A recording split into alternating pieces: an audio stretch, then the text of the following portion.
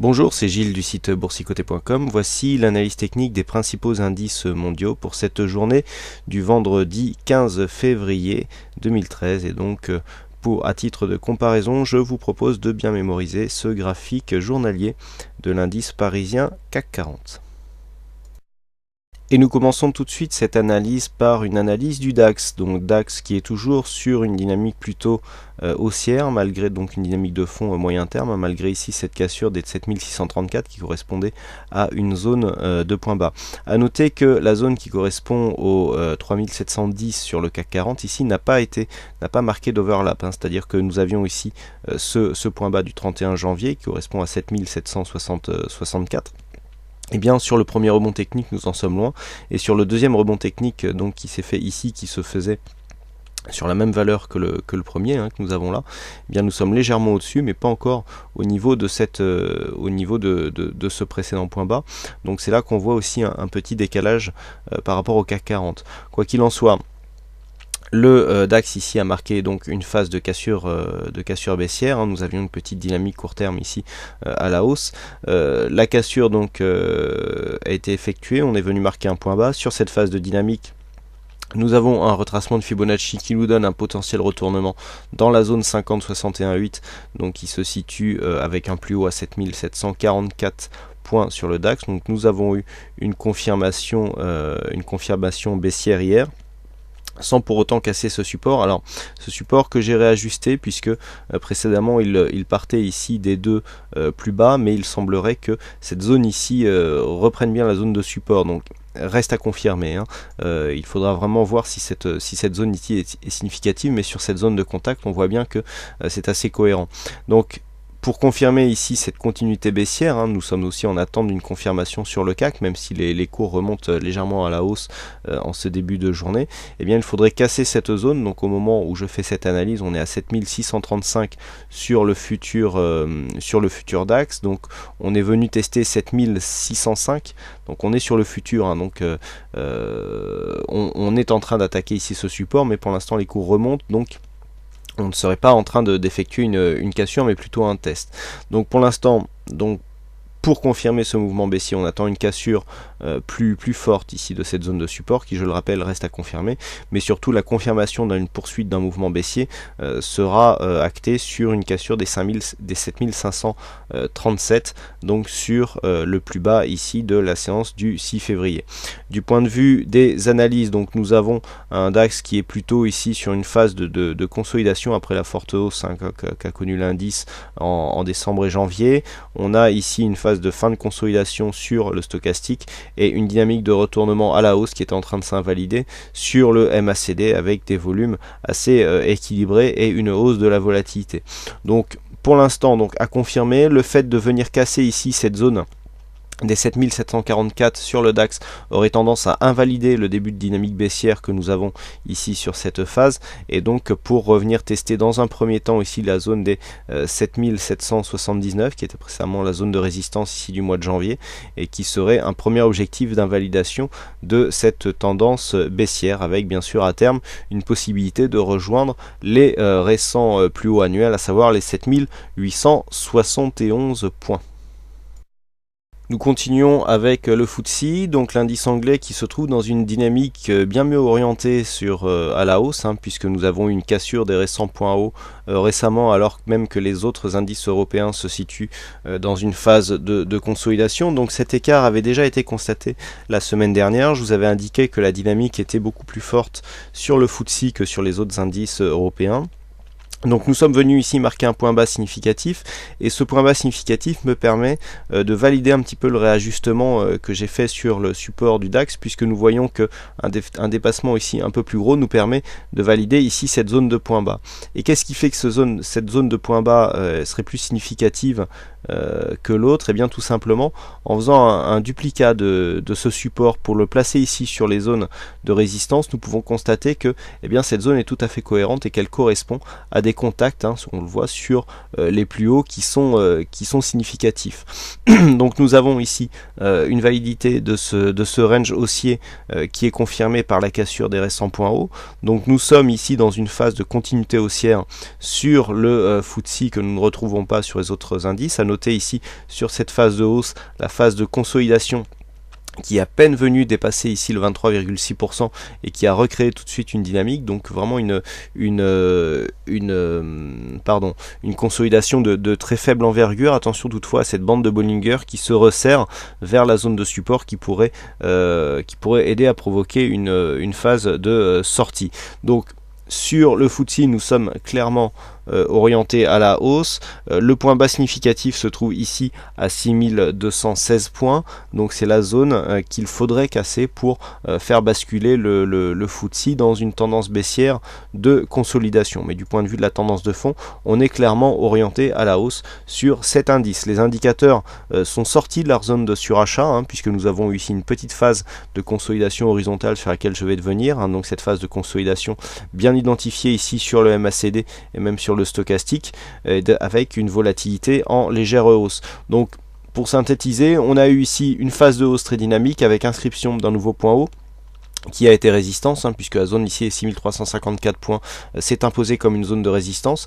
Phase de consolidation ici, on est revenu définir un point bas sur cette zone de trend, avec donc inscription d'une nouvelle dynamique. À noter aussi le fait que cette phase de consolidation soit venue rechercher avec un très rapide contact ici la moyenne mobile 20 exponentielle avant de réimprimer une nouvelle phase haussière, donc en dynamique. Donc une tendance haussière confirmée sur le FTSE. Nous passons tout de suite aux indices américains et donc nous débutons avec le S&P 500, donc le S&P 500 qui continue dans son, comme si de rien n'était, hein, à battre toujours des plus hauts. On a confirmé ici la résistance des 1513 comme un support sur la séance d'hier. Donc on voit, hein, une hausse ici très régulière donc sur ce S&P 500, que rien ne semble arrêter, même pas une configuration technique qui est passé d'un léger surachat ici à une phase toujours très dynamique à la hausse, mais dans une phase ici d'essoufflement, hein, puisque nous voyons ici ce MACD qui redescend, qui nous indique normalement une phase de consolidation qui ne se retranscrit absolument pas sur les cours, un stochastique qui reste ici très haut perché dans sa zone de surachat, et un RSI qui reste aussi très proche. Une orientation des volumes qui tente à affaiblir aussi. On avait bien ici cette émergence de séances haussières qui apparaissaient au-dessus de la moyenne, donc du point de vue des volumes, qui ne se retrouve plus tout à fait. On a plutôt une baisse des volumes ici sur cette dernière séance sur le S&P 500. Donc ici au niveau de la poursuite de la dynamique, eh bien il y a quand même des premiers signes d'essoufflement, mais encore une fois dans les cours rien ne transparaît. Donc on a une continuité haussière du S&P 500, les nouveaux plus hauts s'enchaînent les uns après les autres. Il y a fort à parier quand même qu'une phase de consolidation devrait intervenir. Donc le signal de cette phase de consolidation, déjà sur une cassure ici des 1513, nous aurions un premier signal, hein. Cette zone a été testée par les futurs dans la matinée, hein, puisque nous avons testé 1514 sur le futur Mars. Une phase donc qui casserait ici cette zone des 1513-14 avec une cassure donc de cette zone de support qui n'a pas été testée depuis un long moment, donc une cassure un peu appuyée de cette moyenne mobile 20 exponentielle qui, nous le voyons, suit la zone de support ici et donc confirme que la dynamique est toujours en place, et bien donnerait un signal de consolidation, mais en attendant une poursuite haussière sur l'indice élargi américain. On poursuit avec le Nasdaq 100, donc le Nasdaq 100 qui a une dynamique totalement différente, hein.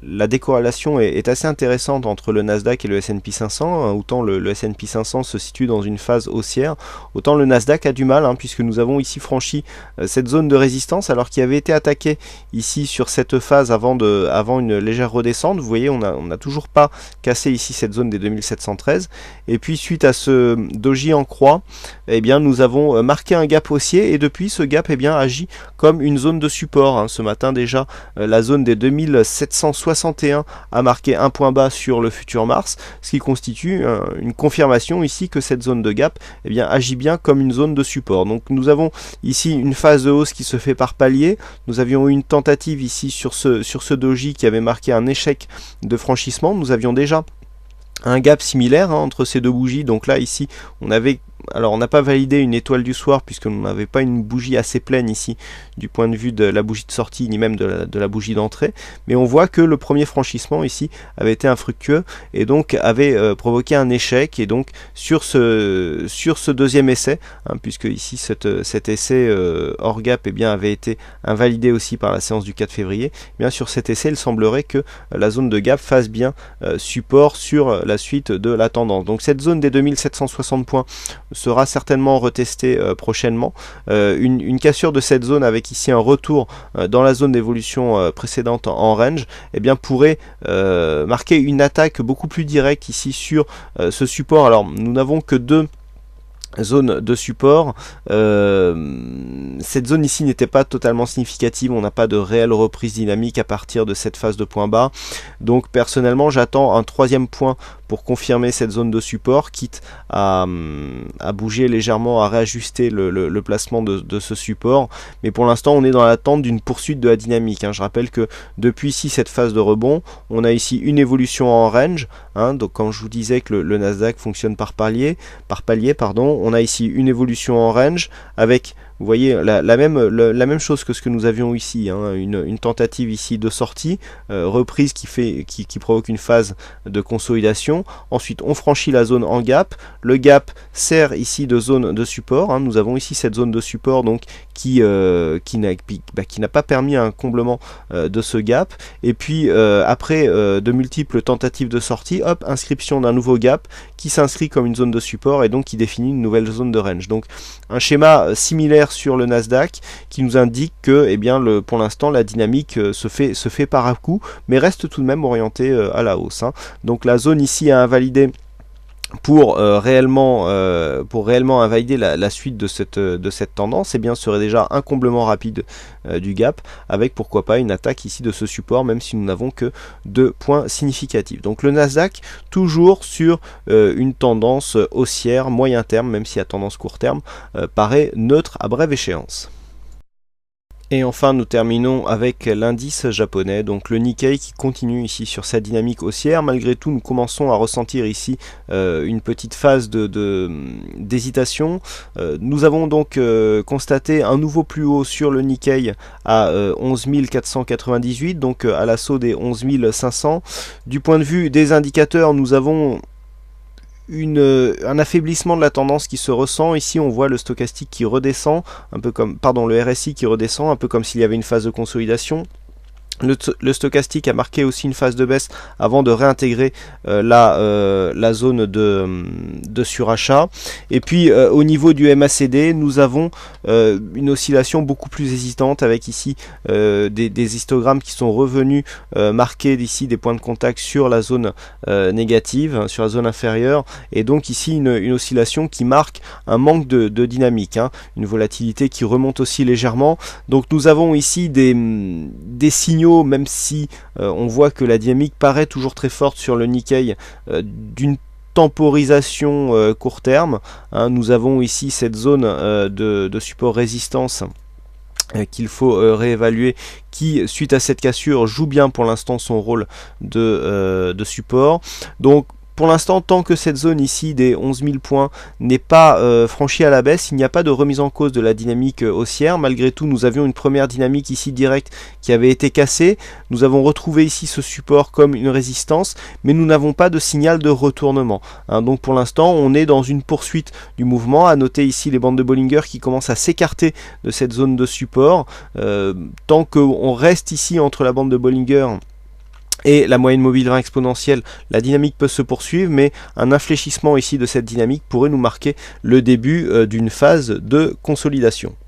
Quoi qu'il en soit, le Nikkei reste haussier au moins sur le moyen terme, même si le court terme est un peu plus faible, et donc la tendance n'est absolument pas remise en cause. Voilà ce que l'on peut dire donc sur cette analyse technique des principaux indices mondiaux. Il ne me reste plus qu'à vous souhaiter à toutes et à tous une bonne séance, bonne chance dans vos trades, et je vous donne rendez-vous dès ce soir pour d'autres analyses techniques en vidéo. Bonsoir à tous, bonne séance à tous et à ce soir.